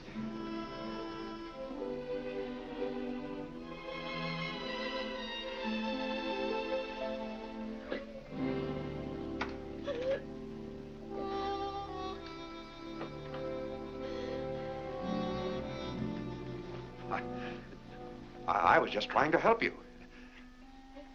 You know, when you take your bed, I have a confounded lonely time around here. So when I see you getting it into your head that you're not feeling well, I want to do something about it. But just because some of your friends have given into this, no reason why you should imagine you're ill. Claire, stop. Get out of this house and go to your office.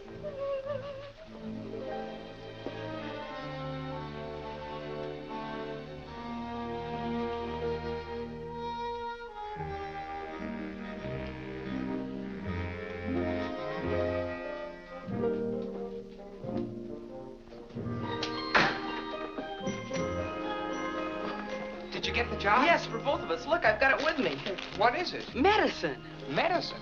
You took a job for us to go out and sell medicine? But it's wonderful medicine. Look what it cures. A sovereign cure for colds, coughs, catarrh, asthma, quinsy, and sore throat.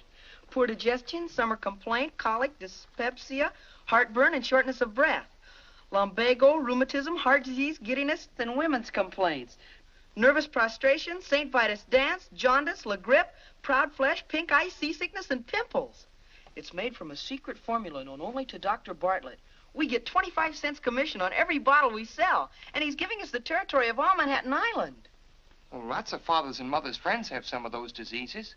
Let's start out by calling on them. Yes. Oh, what if they ask us if we use it at our house?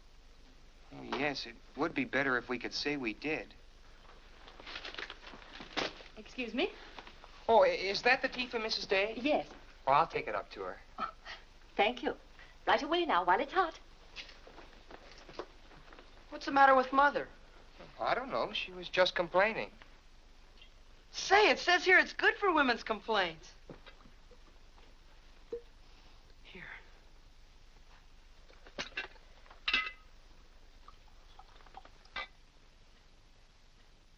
Yes, sir. Chesapeake and Ohio and 8. New York Central, 3/4. I'd like to see Mr. Day about those Morris and Essex bonds. Today's very busy this morning. You'll have to wait.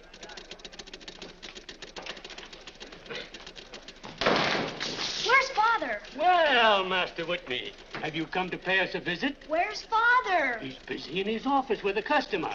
Master Whitney! But, Mr. Day, the president of the firm is... Father, you have to come home right away. What's the meaning of this? Who sent you down here? Your mother? No, sir. Mother's ill. She's terribly ill. Did the doctor send you for me? No, sir. It was Margaret. Margaret? Margaret says you're to come home right away and no nonsense. Perkins, go down and stop the first cab you see. A cab, sir? For you, Mr. Day? Yes, I want a cab, and no nonsense. Yes, sir. I'm sorry, Mr. Hopkins.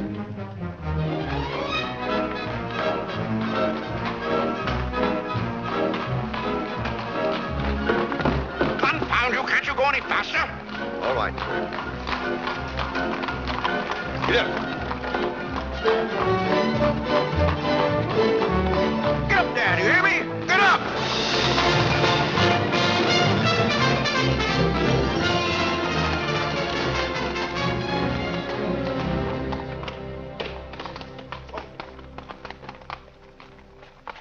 Oh, Doctor, how is Mrs. Day? She's a pretty sick woman.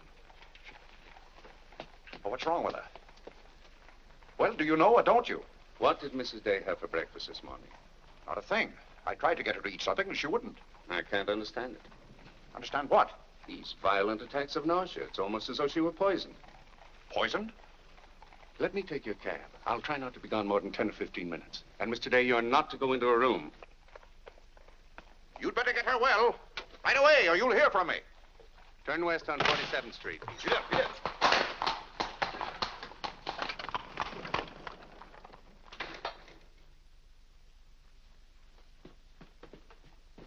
How is Mother?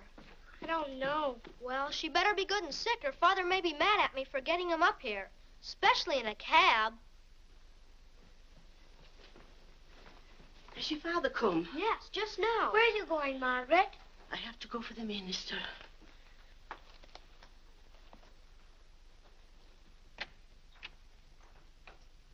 I guess the minister's coming to baptize Father, so I won't have to go to hell. You can't be baptized in a house. You've got to have water. We have lots of water. Not the right kind.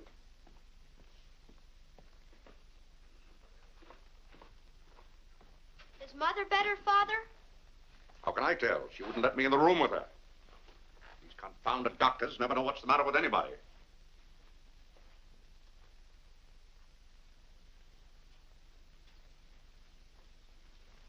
Father,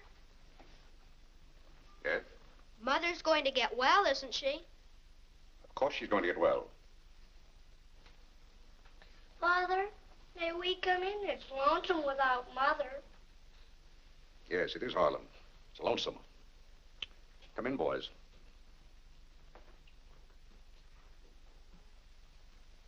What have you been doing, Harlan? Nothing. They won't let me upstairs. What about you, Whitney? I was supposed to learn the rest of my catechism. Will you hear me, Father? Yes, Whitney, I'll hear you. Start here. How many parts are there in a sacrament? 2, the outward visible sign and the inward spiritual grace. What is the outward visible sign or form in baptism? Water, wherein the person is baptized in the name of... You haven't been baptized, have you, Father?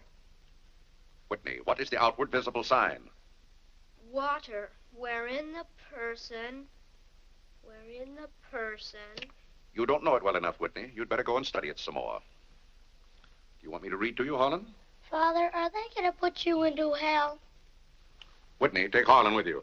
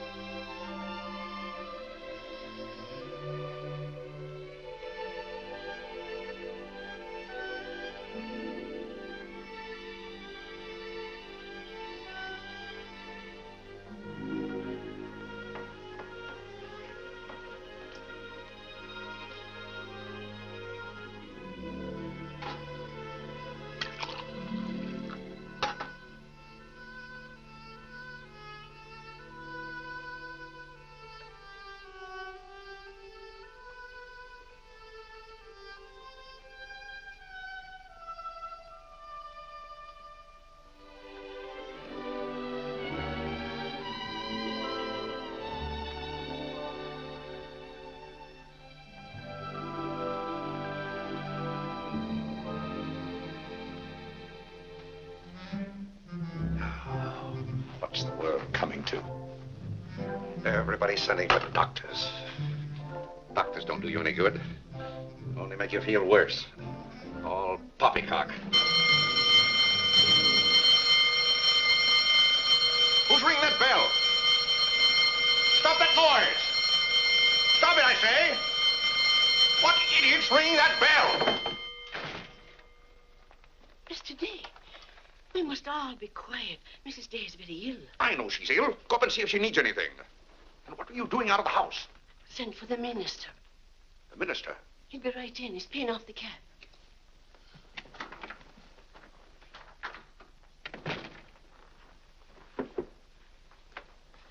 I was deeply shocked to learn the serious nature of Mrs. Day's illness. Will you take me up to her? She's resting now. She can't be disturbed. The doctor will be back in a minute. Mrs. Day has been a tower of strength in the parish. Everyone liked her so much. Yes, she was a fine woman. I wish to heaven you wouldn't talk about Mrs. Day as if she were dead.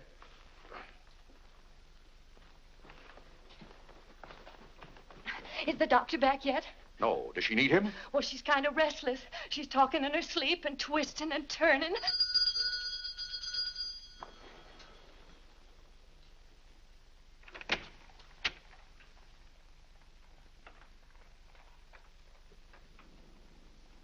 Well, Doctor, it seems to me that was a pretty long 10 minutes. See here, Mr. Day, if I'm to handle this case... How can you handle it if you're out of the house? Who is this? It's Dr. Summers. How do you do? I felt that Mrs. Day's condition warranted my getting Dr. Summers here as soon as possible for consultation. I hope that meets with your approval. Why, yes, of course. Anything that can be done. Upstairs, Doctor. Pardon me.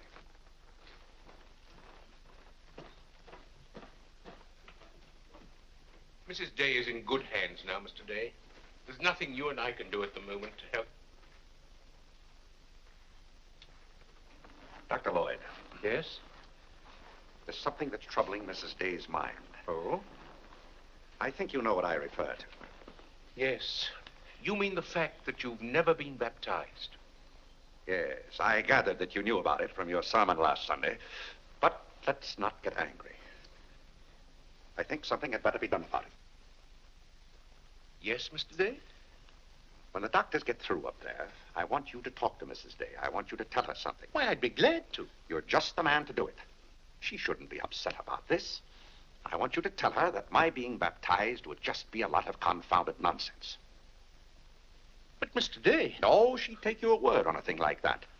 And we both must do everything we can to help her now. But the solution is so simple. It would take only your consent to be baptized. That's out of the question. And I'm surprised that a grown man like you would suggest such a thing.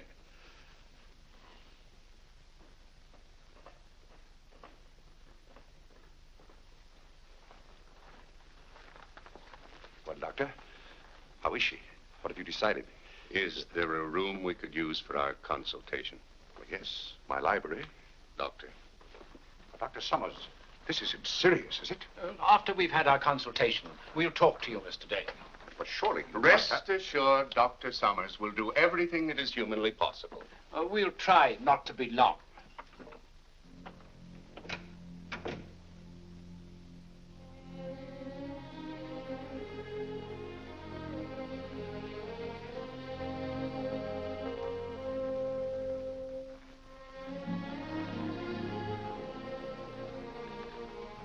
Tell me, this Dr. Summers, he's very highly thought of, isn't he? Oh, yes. Well, if Vinnie is seriously... If anyone could help her, he could. Don't you think? Very fine physician. But there is a greater help, ever present in the hour of need. Let us turn to him in prayer.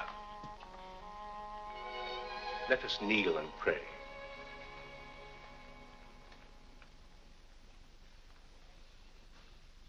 Let us kneel and pray.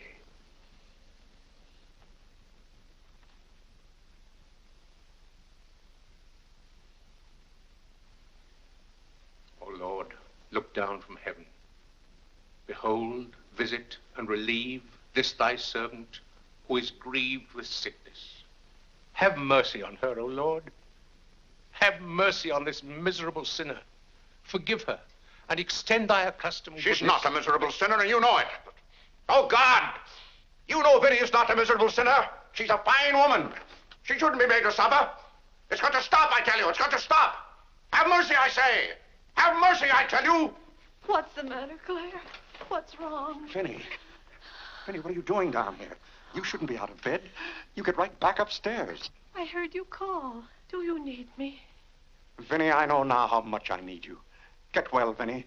I'll be baptized. I promise. I'll be baptized. You will? I'll do anything.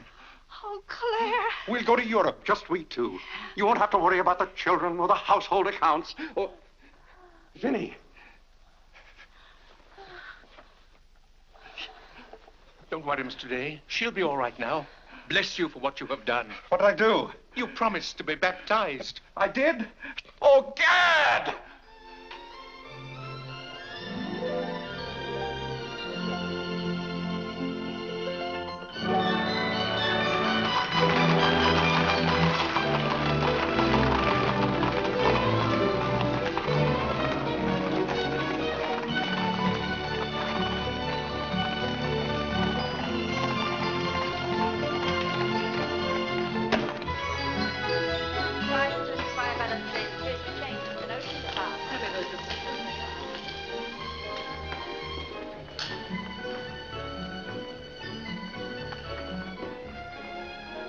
Isn't it drafty here, Mother? Shall I get your coat, Mother? The No, doctor said thank you you. mustn't take cold. I'm quite comfortable, thank you. Come on now, let's stay together. Holland, don't you get lost again. Aren't the hats lovely this year? Ostrich feathers. You wouldn't wear that hat, would you, Mother? I think that's very pretty. I think they're all pretty. Oh, I do need some pink silk thread. Oh, isn't this applique beautiful? Just arrived from Paris, madam. It's charming. What are you looking for, Mother? Oh, I'm just shopping. I think I'll just take a plain one, but this is the very latest. We've only had them in a few days. Remember, Mother, this is your first day out. You mustn't get too tired. No, I'm saving myself, dear. I have to. Cousin Cora's coming tomorrow. She is? Does Father know about it? Not yet. Is Mary coming too? Yes, dear. Harlan, don't touch things. I'll bet you knew it. No, Look, I'm Mother, excited. just like Father. Not tomorrow. Yes, it is, isn't it? I'm head. the sleeves a little long? Exactly Fits well like across the yours. shoulders. Come on now, Harlan. Now, take about my the hand. sleeve. You'll get lost again. Do we have any more of this material? Yes, we do. Dora Thank doesn't you. like you to touch things. This one is genuine imitation Dresden. The original design by Duryea. John, isn't this the darlingest thing? It's exactly what I've always wanted. How much is this lovely pug dog? $15, ma'am. $15? Gee whiz, Mother. We could buy a real-life bloodhound for $5. Oh, isn't he perfectly adorable? Oh, I shouldn't. I know I shouldn't. Mrs. Day.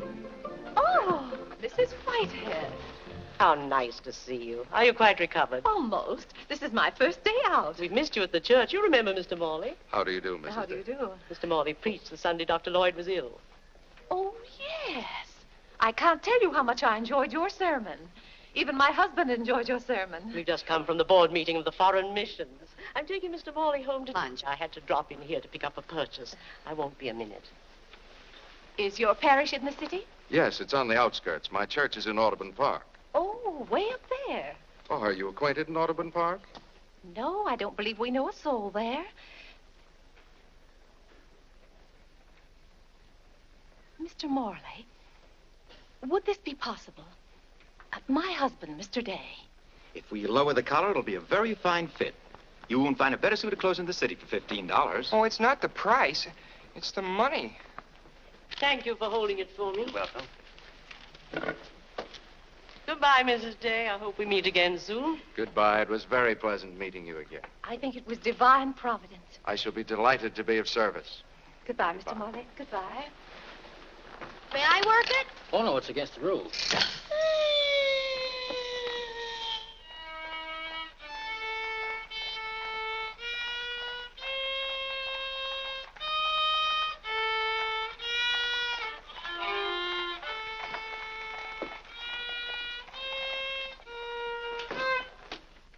Hello.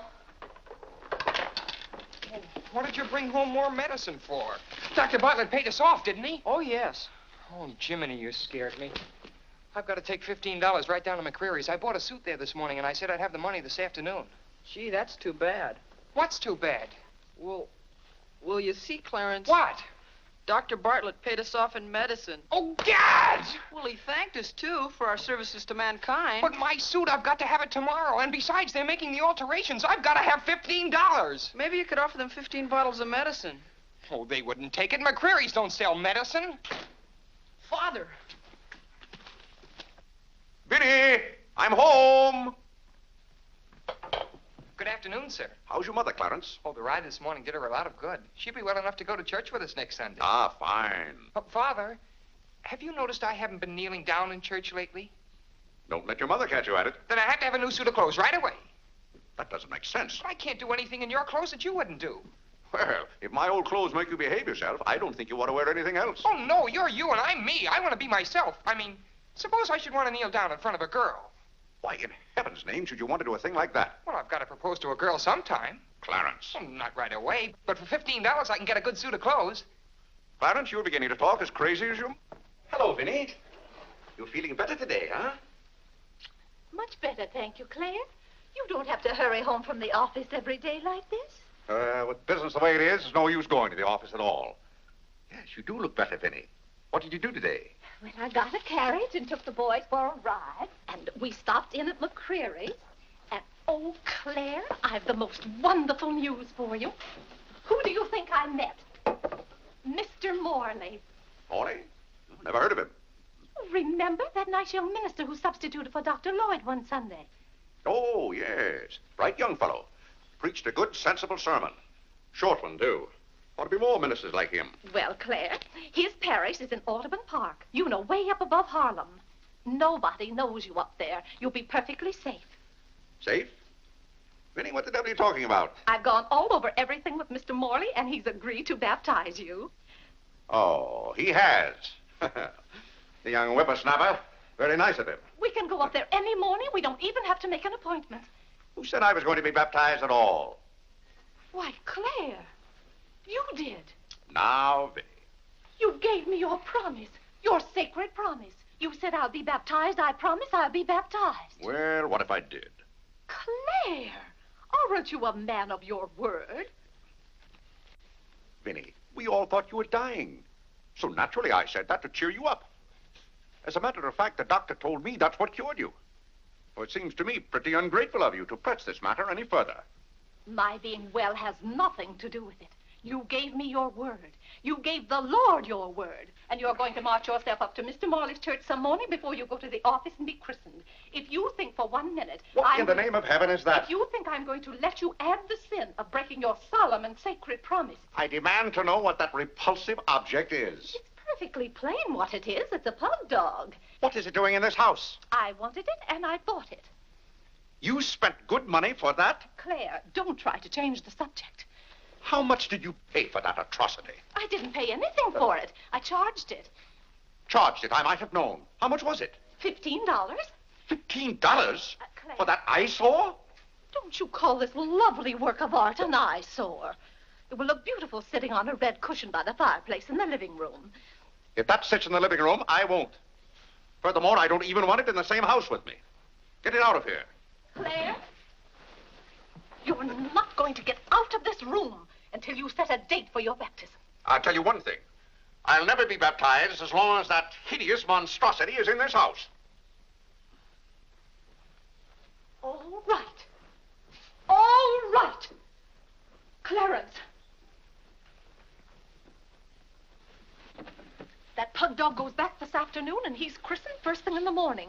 You heard him, didn't you, Clarence? You heard him say that he'd be baptized as soon as I got this pug dog out of the house. You hurry right back to McCreary's with it, and be sure they credit us with $15. Oh, Mother, while we were at McCreary's, I happened to see a suit I'd like very much, and the suit was only $15.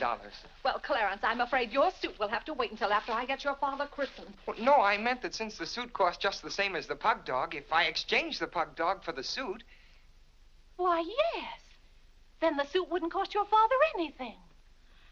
Why, how bright of you, Clarence, to think of that. I'd better start right away before McCreary's closes. Yes.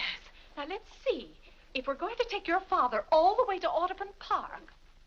Clarence, on your way back, you stop at the livery stable and tell them to have a cab here at 8 o'clock tomorrow morning. Mother, a cab? Do you think you ought to? We can't walk all the way to Audubon Park. But you know what a cab does to Father. This is a very important occasion. All right. Get one of their best cabs, the kind they use at funerals. Well, those cost $2 an hour, and if Father gets mad... Well, if your father starts to argue in the morning, you remember. Oh, he agreed to it. We both heard him.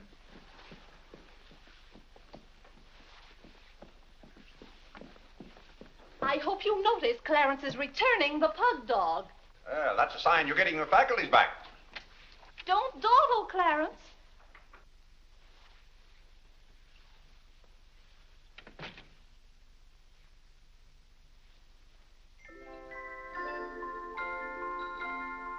Come to me, sweet Marie, not because your face is fair, dear to see. Vinny, it's good to hear you singing again. But your smile so pure and sweet makes my happiness complete, makes me falter at your feet, sweet Marie. Oh, on the way uptown, I stopped in at Tiffany's and bought you a little something. Thought you might like it. Claire! What a beautiful ring! I'm glad if it pleases you. Oh, Claire, how sweet of you. I don't know how to thank you. Well, it's thanks enough for me just to have you up and around again. You know, when you're ill, Vinny, this house is like a tomb. There's no excitement. That's the loveliest ring you ever bought me. Now that I have this, you needn't buy me any more rings. Well, if you don't want any more... What I'd really like now is a nice diamond necklace. Vinny, do you know how much a diamond necklace costs? Yes, I know, Claire, but don't you see, your giving me this shows I mean a little something to you. Now, a diamond necklace. Good heaven. If you don't know by this time how I feel about you. Well, we've been married for 20 years, and I've loved you every minute of it. What did you say, Claire? I said we've been married for 20 years, and I've loved you every minute of it. But if I have to buy out jewelry stores to prove it, if I haven't shown it to you in my words and actions, I might as well... Well, what have I done now? It's all right, Claire. I'm just so happy. Happy? You said you loved me. And this beautiful ring, that's something else I didn't expect. Oh, Claire, I love surprises. But that's another thing I've never understood about you, Vinny. Now, I like to know what to expect. Then I'm prepared to meet it. Yes, I know, Claire, but life would be pretty dull if we always knew what was coming. Well, it's certainly not dull around here. In this house, you never know what's going to hit you tomorrow.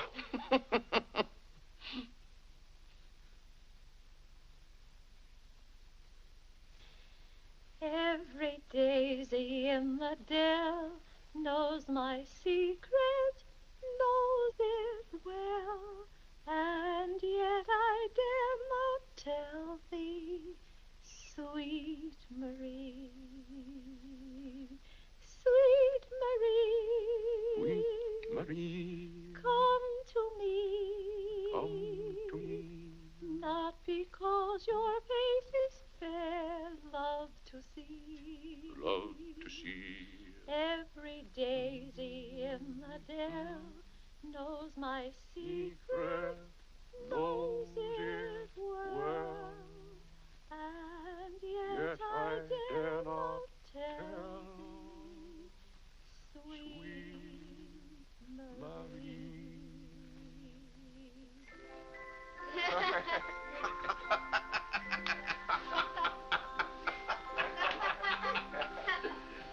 Well, then, Harlan, the very...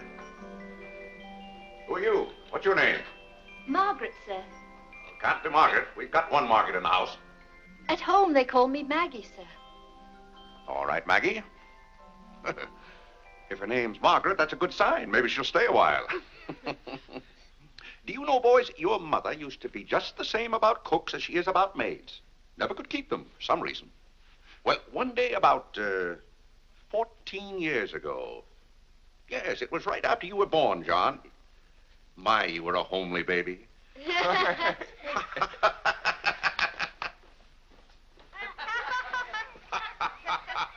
Thank you, Margaret. Good morning, boys. Good morning. Good morning, Mother. Good morning, Claire. Morning, Vinny. Why, you look as though you were dressed for a wedding. Do I, dear? Yes. Have a good night? Yes, thank you, Claire. Sit down, Vinny. Sit down, boys. Oh, thank you, Clarence. Well, seems to me everyone's all dressed up this morning. What's on the program for this fine day? Well, this afternoon, May Lewis's mother is giving a party for everyone in May's dancing class. Harlan's going to that. I don't want to go, Mama. Harlan, don't you want to go to a party and get ice cream and cake? May Lewis always tries to kiss me. When you get a little older, you won't object to girls wanting to kiss you. Will he, Clarence?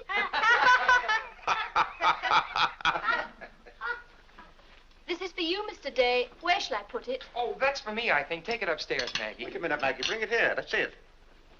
See, it's for me, Father. Clarence Day, Jr. Let me look. Well, that's from McCreary's. And it's marked charge. What is it? Claire, it's all right. It's nothing for you to worry about. Well, at least I think I should know what's being charged to me. What is it? Claire, stop your fussing. It's a new suit of clothes for Clarence, and it isn't costing you a penny. It's marked charge $15. It's costing me $15. And I told Clarence... Claire, can't you take my word? It isn't costing you a penny. I'd like to have you explain why it isn't. Because Clarence took the pug dog back and got the suit instead. Of course. And they'll charge me $15 for the suit. Nonsense, Claire. We gave them the pug dog for the suit, don't you see? Then they'll charge me $15 for the pug dog. But, Claire, they can't. We haven't got the pug dog. We sent that back. Well... But... Well, now, wait a minute, Vinny. The suit... Well, there's something wrong with your reasoning. Well, Claire, I'm surprised at you when you're supposed to be so good at figures. That's perfectly clear to me. Vinny, they're going to charge me for one thing or the other. Don't you let them.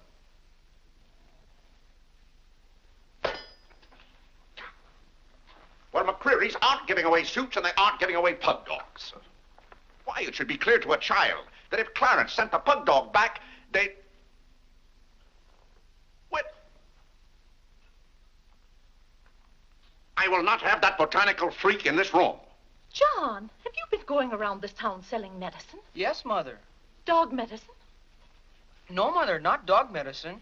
This letter from Mrs. Sprague says you sold her a bottle of this medicine and that her little boy gave some of it to their dog and it killed him.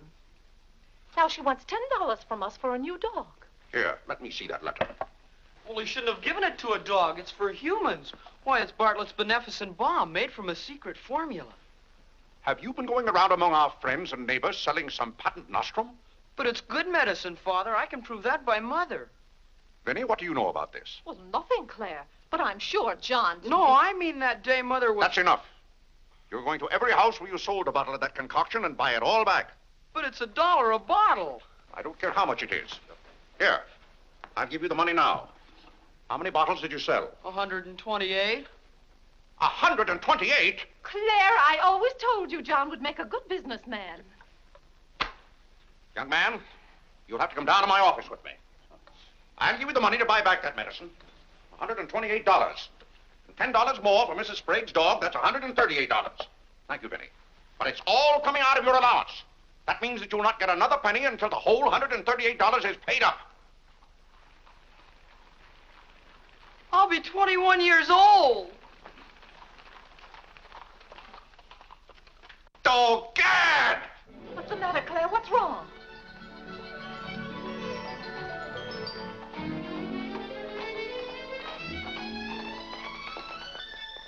Those gypsies are back. Don't anyone answer the door. They're moving in on us again, bag and baggage. I won't have it, I tell you. I won't have it. Now, Claire. Don't let them in. Claire, hush up. They'll hear you. Tell them to get back in that cab and drive right on to Ohio. As if we could turn our own relatives away. But they're extravagant enough to take cabs when horse cars run right by our door. And now you be quiet and behave yourself. John, come help with the baggage. Why do they always have to pounce on us without any warning? Cora, Mary. Well, it's so good to have you back again. How are you, Vinny? We've been so worried about you. Oh, I'm fine now. Did you have fun in Springfield? Was it? John. My, you're still growing. Thank you, Cousin John, Cora. go get the baggage. There's Whitney. How are you, darling? Fine, thank you.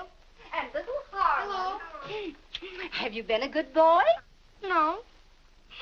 Claire, the girls are here. Cousin Claire, here we are again. My, it's so nice to be back. How do you do, Mr. Day? How do you do? Come and sit down and have some breakfast with us. Oh, we had breakfast at the depot. Well, we've practically finished ours. I haven't finished my breakfast. Well, then sit down, Claire. Come and have a cup of coffee anyway. Oh, thank Mary, you, sit Vinny. over there. Cora, Maggie, clear those places. My, this seems so natural. Claire, don't let your kippers get cold. Maggie, serve some coffee. Yes, Where's Clarence?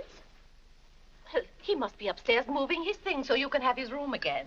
Oh, Vinny, we can't stay overnight. Grandpa Ebbs has been failing very fast, and that's why I have to hurry back. We're leaving on the 5 o'clock train this afternoon. Well, Cora, it certainly is good to see you again.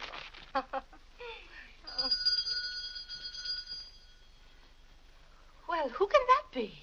Well, this time it can't be another special delivery letter for Clarence. While you were in Springfield, our postman was kept pretty busy. It's the cab, ma'am. Cab? What cab? The cab that's to take us to Audubon Park. Oh, who's going to Audubon Park? We all are. Cora, the most wonderful thing has happened. Claire is going to be baptized this morning. Vinny, what are you saying?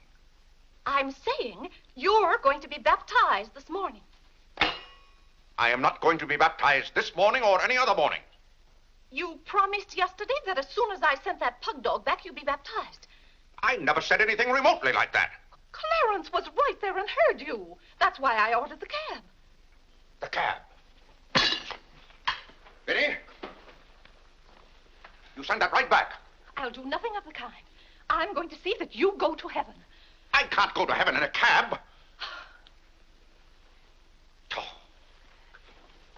Well, you can start in a cab. I'm not sure they'll ever let you into heaven, but I know they won't unless you're baptized. They can't keep me out of heaven on a technicality. Claire, stop quibbling. You may as well face it. You've got to make your peace with God. Until you stirred him up, I had no trouble with God.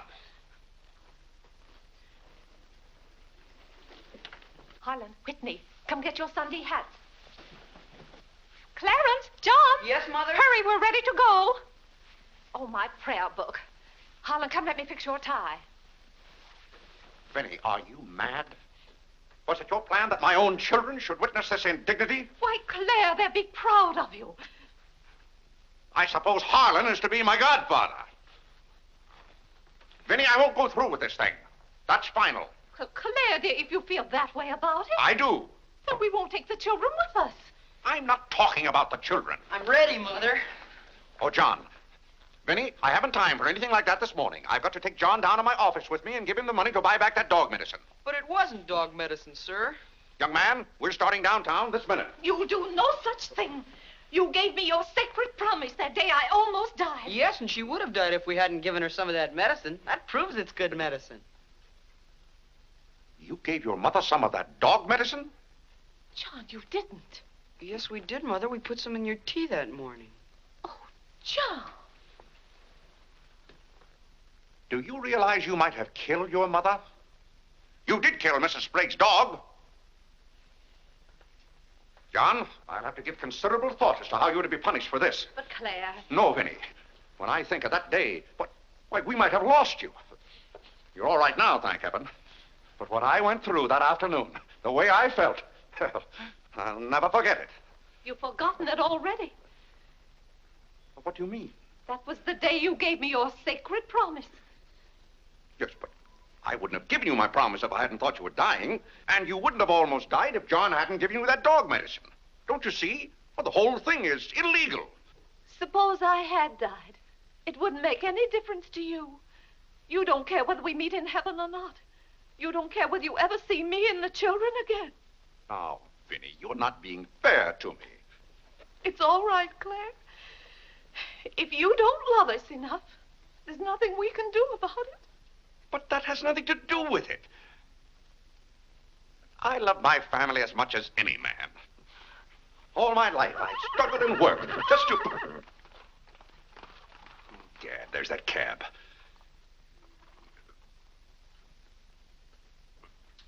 Vinny, you're not well enough to go all the way to Audubon. Oh, I'm well enough if we ride. But that trip would take all morning. And those cabs cost $1 an hour. This is one of their best cabs. This costs $2 an hour. Well, then why aren't you ready? Get your hat on. Oh, tarnation! Hallelujah! Amen! Young lady, if it hadn't been for you, no one would have known whether I was baptized or not.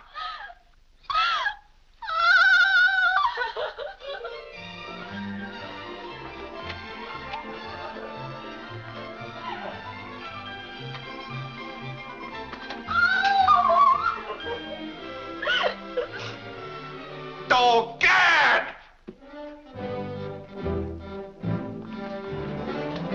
Good morning, Mr. Day. Going to the office? No. I'm going to be baptized.